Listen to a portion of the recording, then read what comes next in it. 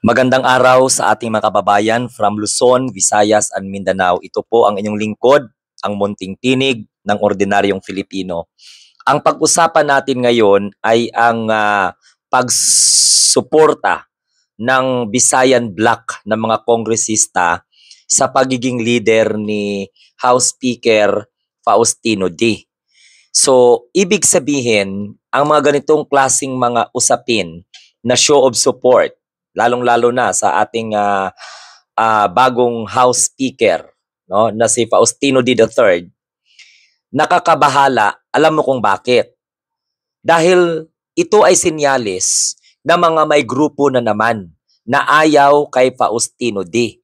Siyempre, kung ayaw nila kay Faustino D, itong mga grupo na ito ang silent na gumagalaw na ayaw din nila sa ating mahal na Pangulong Bongbong Marcos. Kasi alam niyo kung bakit? Napaka-crucial po ang papel ng House of Representatives, House Speaker, sa asapin po ng impeachment. Hindi nila mapatalsik ang Pangulong Bongbong Marcos sa ngalan ng kanilang walang kwenta, no? Walang amor-amor sa tao na people power. Ang gagawin na naman nila, mga kamunting tinig, ay ang pagpapatalsik sa ating mahal na Pangulo sa pamamagitan po ng impeachment. Diyan po magaling ang mga destabilizers. Hindi po nauubusan ng plano yan. Kaya po nung nakita ko tong balita na ito, na kung saan kumakalat sa social media na nagpakita po ng show support, no? Show of support itong mga congressman sa Visayas, ay lalo akong nabahala dahil unang-una patraidor ang galaw nitong mga destabilizers. Salamat sa mga congressman ng Visayas dahil sa pagpapakita po ninyo ng suporta sa ating House Speaker. So huwag kayong pumayag na magamit kayo ng mga destabilizers, mga grupo na gusto pong pabagsakin ng ating mahal na Pangulong Bongbong Marcos sa pamamagitan po ng impeachment. Kasi gusto nila maalis ang House Speaker para wala pong kaproblema-problema ang pagsampa nila ng impeachment laban sa ating mahal na Pangulo. Mabuti na lang ang mga congressman sa Visayas ay nagpakita na po ng kanilang suporta sa pamamagitan ng pagperma naman ng mga show of support. Alam naman natin kung ano yung mga political na mga grupo na nagmamaniobra para lamang po umalis ang mga congressman natin o alisin nila ang kanilang suporta sa ating mahal na Pangulong Bongbong Marcos para ma-pursue lang nila yung kanilang agenda na i-impeach.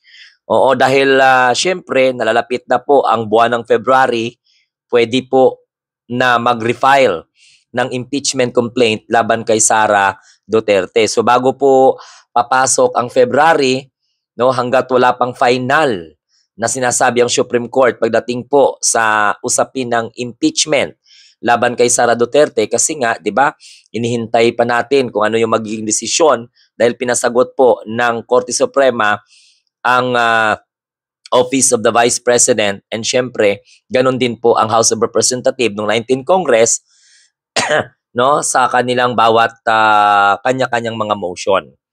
So ito, mayroon na namang paggalaw na alisin ang nakaupong House Speaker na walang iba kundi si Congressman Faustino D. So si Speaker ng House of Representatives Faustino D. III, para lamang mapagtagumpayan nila yung kanilang another na naman na mga plan. Sabi ko nga, hindi na uubusan ng plan eh. Kaya dapat tayong mga taong bayan ay magmanman tayo, no? Alam natin ang karakas ng mga congressman na pula sa puti.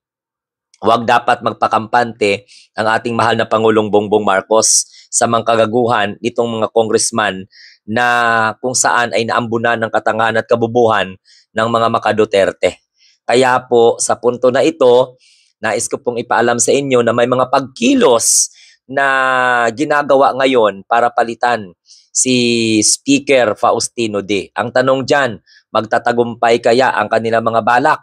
At dapat ipaglaban ni Speaker Faustino D, kasi nakikita ko naman na inaayos, no, ng pamunuan ng Kongreso ngayon, ang House of Representatives, nga grabe po talaga, no, ang batikos ng mga maka-Duterte dyan. So may mga mangingilan-ngilan na mga congressman siguro naniniwala kay Pulong Duterte, unperforming naman, wala namang ginawa dyan sa House of Representatives kundi yung umupo o pagkatapos mag di 4 o lumiban sa session tapos magngangawa-ngawa tapos tumatanggap ng sahod mula sa taong bayan. So abangan natin, alam naman natin yan, sinasabi ko sa inyo, sino kaya ang may pakana? So may posibilidad kaya na agawin nila ang pamunuan ng Kongreso para i-pursue nila yung kanilang balak na alisin sa pwesto ang ating mahal na Pangulong Bongbong Marcos sa pamamagitan po ng impeachment kasi hindi po sila nagtagumpay sa kanilang walang kwentang people power dahil hindi po kinagat ng tao. Nakakailang rally na sila, nakakailang paos na sila, naulan na, nainita na sila sa kalye, hindi pa rin kinagat ng taong bayan. Dahil ramdam po ng taong bayan na ang ginagawa nila ay destabilization, paninira sa karakter ng Pangulo, walang ideolohiyang ipinaglalaban na ang makabenepisyo dapat ang taong bayan, wala. Dahil sarili ng nilang political survival ang kanilang mga iniisip. No? Ganun naman talaga yung mga congressman ng mga Duterte, mga traidor kong gumalaw. Kunwari, sinusuportahan ng Pangulo, pero at the end of the day, ayon. No? Mga gamit na gamit din pala sila dahil manggagamit din sila. Ang mga uto-uto naman ng mga Duterte Dayag supporters, tuwang-tuwa naman sila kasi mapapaalis na naman ang House Speaker. Pag mapaalis ang House Speaker, tuloy-tuloy na naman, magsasampa naman ng impeachment complaint, maniniwala na naman sila kay Kiko Barsaga, na si Kiko Barsaga daw po ang isa sa mga magsampa ng kasong impeachment, kaya yun ang dahilan daw bakit siya nasuspindi ng 60 days. Pwede naman siya magsampa kung gustuhin niya. Ang kagago lang ng mga Duterte Dayag supporters, naniniwala doon sa may mga saltik, mga kulang-kulang. Alam nyo naman na si Kiko Barsaga, walang ipinaglalaban po yan. Threat po sa national security dahil ang ginagawa nila is inciting to sedition o unethical. O kung mayroon siyang mga accusation dapat laban sa Pangulo o sa gobyerno, dapat i-black and white niya at idaan niya sa legal. Hindi na gamitin mo yung Facebook sa katarantaduhan, sa kawalang kwenta. O kaya nga po, kahit ano pa, magtuwad-tuwad, magtagilid, hilata ka pa dyan, kahit na anong EDSA, Luneta, o kung ano-ano man, Freedom Grandstand, Memorial Circle, Liwasang Bonifacio, kahit sa Pluto, o sa Mars pa kayo, o hindi nyo po mapapatalsik ang Pangulo sa pamamagitan lamang ng paninira.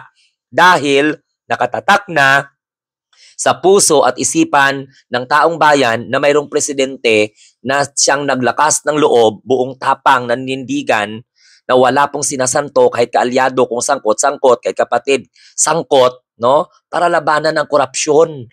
So ngayon, binabalak nyong alisin ang House Speaker sa kanyang posisyon, tapos sinong iupo ninyo? Yung kayang gaguhin ang taong bayan? Ay hindi po pwede, tapos na po ang panggagago ninyo sa taong bayan.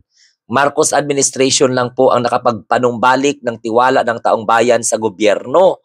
Kasi panahon ni Rodrigo Roa Duterte, walang kwenta. No? Puro lang naman pronouncement na may corrupt. Wala naman lang na sirbihan ng arrest warrant. Hinayaan lang naman. Basta sinabi lang ni Digong na may corruption, may ghost project, may substandard. Pero ang animal, wala namang ginawa na para ipakulong o kasuhan. Tapos yung mga nagyaw-yaw-yaw dyan ng mga chairman ng kanyang anti-crime commission, wala man lang nagawa nung panahon ng kanilang pamumuno. So, sa mga congressman dyan sa House of Representatives, umayos kayo, no? Kung ako sa inyo, wag niyong suportahan yung ganyang mga move, yung mga impeachment laban sa Pangulo. Pag nakaupo si Sara Duterte, gaguhin lang kayo niyan, maniwala kayo. Ang pagtuunan nyo ng pansin, ayun, ang pag-file next ng impeachment complaint laban kay Sara Duterte. Dahil ang bagal ng Korte Supremang gumalaw. Ewan ko ba kung ano pang hinihintay ng Supreme Court para magdesisyon sila tungkol po doon sa article of impeachment. O di kaya ba'y magre-refile na lang. Ngayon, December na. Next month, January na. Pagka-February, pwede na. Yung sinasabi na 1-year rule bar, wala yun. Andyan naman yung mga ebidensya. Lalong tumitibay ang mga ebidensya. So, yan mga kamunting tinig ang gusto kong sabihin sa inyo ngayong araw na mayroon pong effort para patalsikin bilang speaker si Faustino D.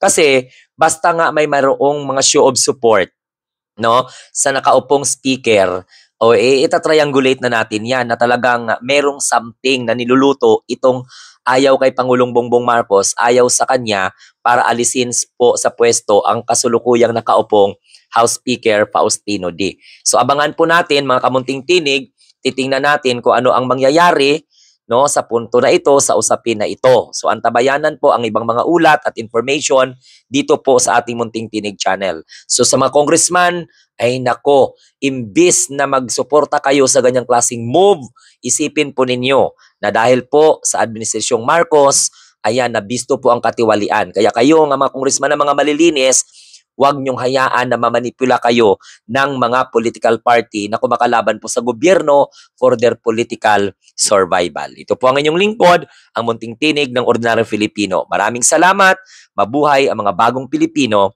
sa bagong Pilipinas. Don't forget to subscribe. Adios!